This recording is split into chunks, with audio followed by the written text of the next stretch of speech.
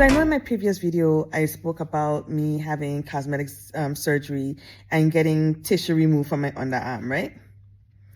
What I didn't mention to you is that the person that has been most affected by this surgery is my son, Benji.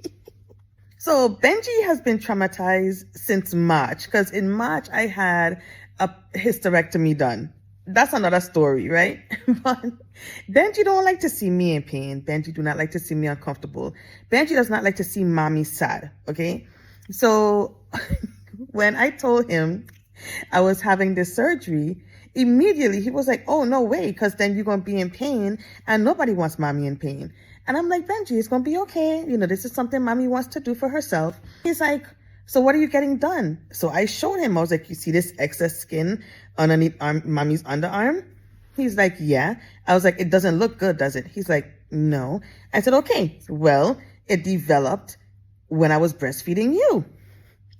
Who tell me to tell my Pisces son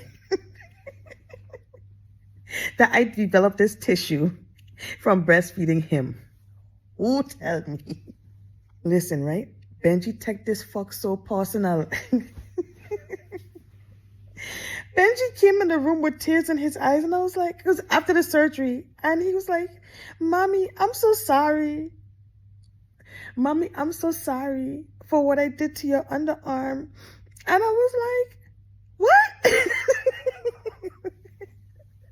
Listen, he don't tell his father that he wished that he wasn't born so that I wouldn't have to have the surgery underneath my arm to remove the tissue. And I was like, Benji, do not take any of this as your fault. Whether I had you or another child, it probably would have happened. And that's the changes that women's bodies go through sometimes when we have children. I was like, it is not your fault, and I don't regret having you. And I would rather go through this pain and have the underarm fat than not have you here. So